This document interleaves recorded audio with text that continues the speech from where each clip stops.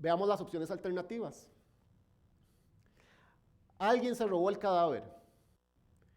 Es lo más sencillo.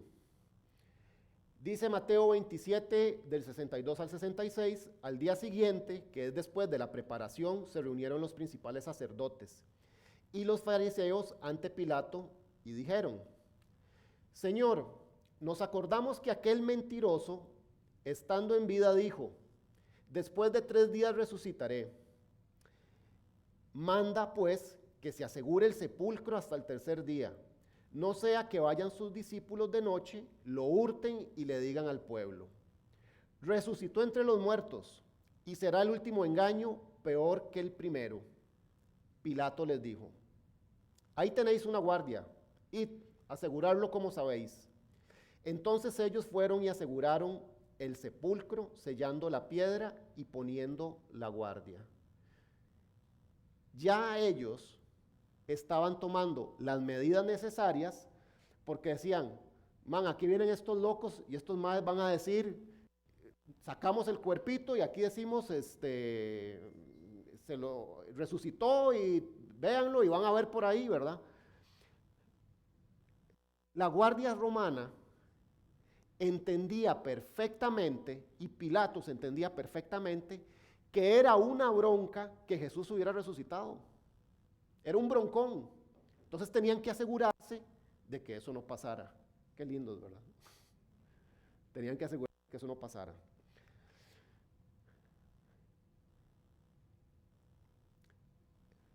El cuerpo de Jesús fue robado por sus discípulos. Esta teoría se derrumba al saber de todos los cuidados que habían tomado para que justamente este hecho no se diera. Mateo 28, del 11 al 14 dice: mientras ellas iban, unos de la guardia fueron a la ciudad y dieron aviso a los principales sacerdotes de todas las cosas que habían acontecido.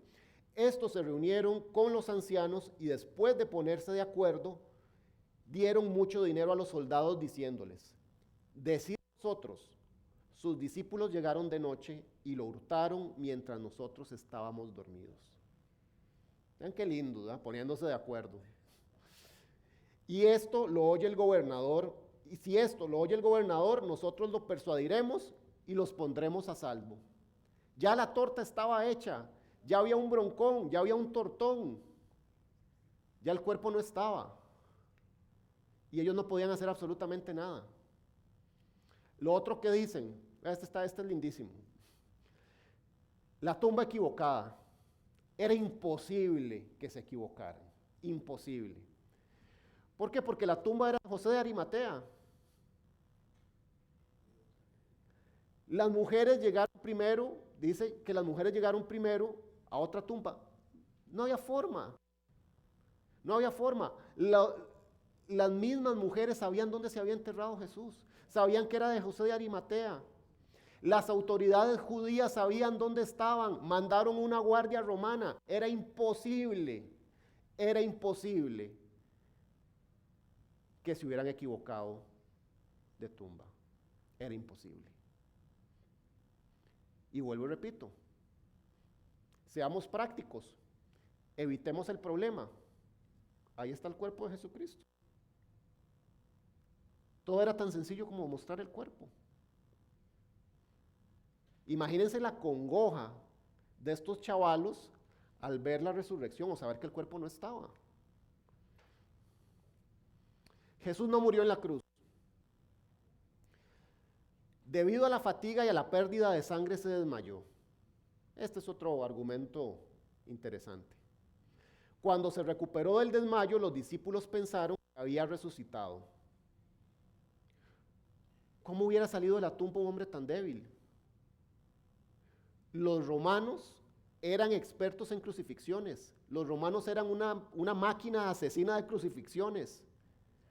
Esos chavalos sabían quién había muerto. Era imposible que se equivocaran. No había forma. ¿Ustedes creen que esos chavalos que crucificaban, los romanos que crucificaban como hacer tortillas, iban a llegar? Ah, mira, no, este sí estaba vivo. Jamás. Tanto así que no le quebraron las piernas. La guardia romana asegura que Cristo murió. Vean el otro tema. Vean, vamos a pensar en esto. Después de la Santa Cena, Jesús se va, están de madrugada, están en el Monte de los Olivos, lo capturan en la madrugada. Ya sabemos todo el estrés que eso conllevaba. Agarran a Cristo, no come, le dan palo, lo llevan a la cruz, lo crucifican.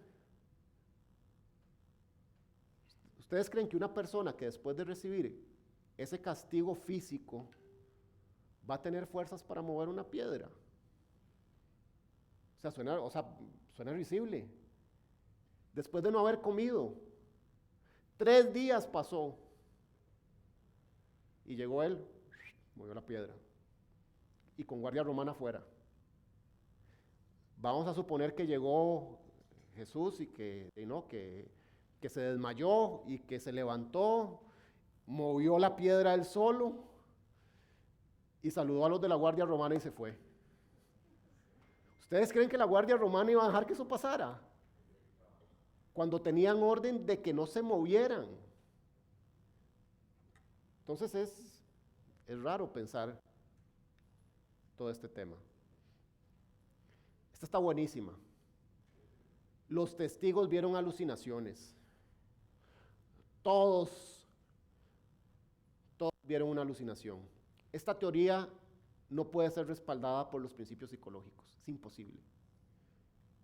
Es improbable que más de 500 personas vean lo mismo en diferentes momentos y en diferentes lugares. O sea, yo voy caminando por el Estadio Nacional y se me apareció, y Rolando me dice aquí en el Hilton, José, ¿se te apareció? Sí, se me apareció. Ah, ok, cool. Rolando y yo vimos lo mismo en distintos lugares, en diferentes momentos. Luisito, ¿qué? ¿A vos qué? Ah, sí, aquí, en camino a la casa me salió. Es imposible. No se puede. Vuelvo al mismo punto. Seamos prácticos, pongámonos en los zapatos en las sandalias de la guardia romana. Enseñemos el cuerpo y nos evitamos todo este tema. Ya, mostremos ya para que estos dejen la jodera, enseñémosles el cuerpo y ya. Ustedes ven lo fácil que era traerse al piso el cristianismo, lo sencillo que era, simplemente mostrando el cuerpo. Es científicamente imposible. Solo la ciencia provee la verdad. Ah, ¿en serio? La ciencia es ajustable y corregible. Ejemplo, la eternidad del universo. El Sol gira alrededor de la Tierra. La Tierra es plana. Hay realidades no comprobables por la ciencia, como por ejemplo la moral y el amor. Entonces, si hay algo que puede estar equivocado es intentar demostrar un hecho histórico científicamente y tomar algo científicamente y decir que por medio del método científico es probable, cuando ya hemos visto que la ciencia se ha ido acomodando. Y eso sí es una verdad. La ciencia sí se ha ido acomodando. Y eso no es refutable, es una verdad que ha pasado. Y aquí están unos ejemplos.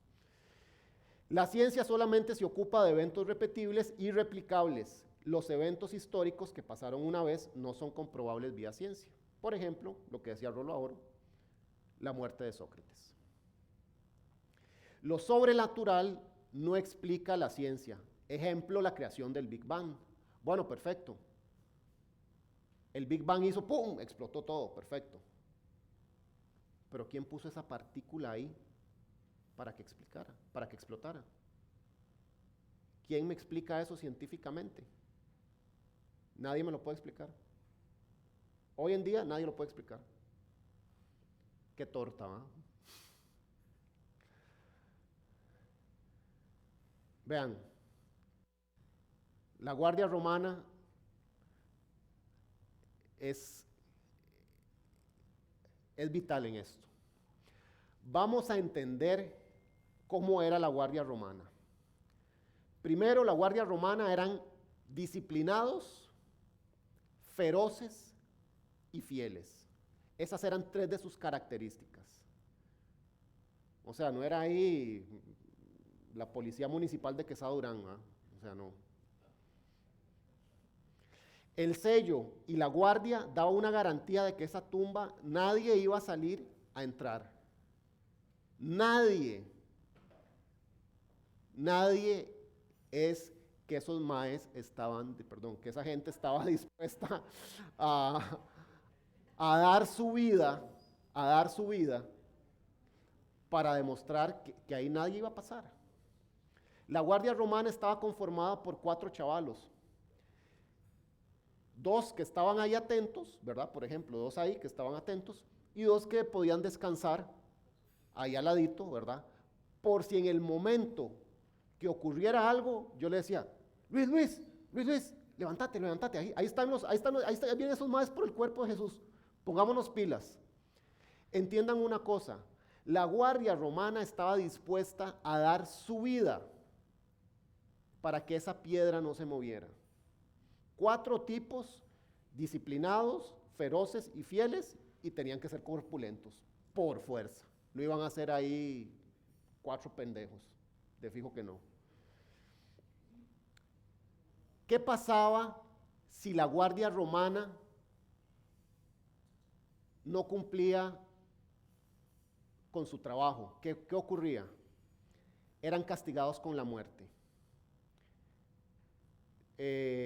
Por ejemplo, si un explorador iba y se quedaba con el enemigo, si desertaba, también era castigado con la muerte.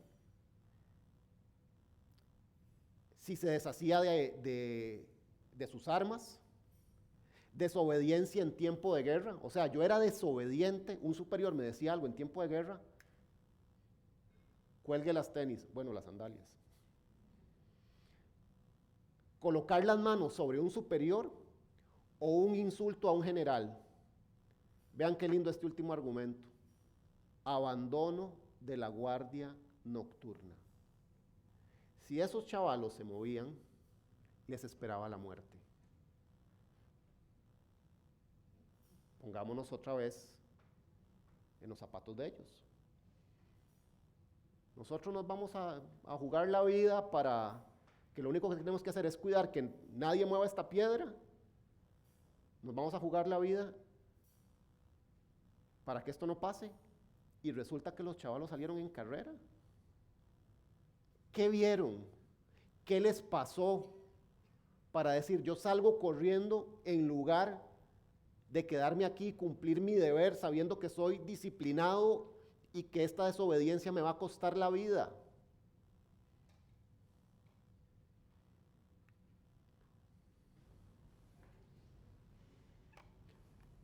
Así finalizo la presentación. Gracias.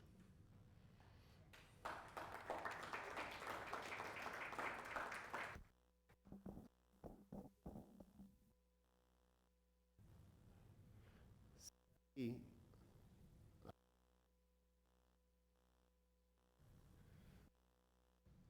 si alguien quisiera ser de la Guardia Romana, no.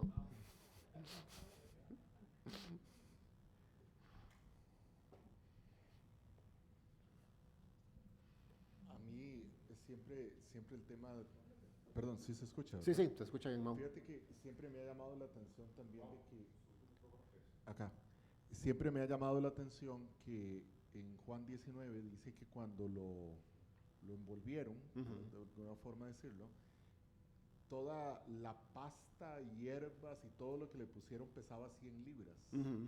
Que yo digo, puchis, eran, ¿qué? 45 kilos, 50 kilos por ahí.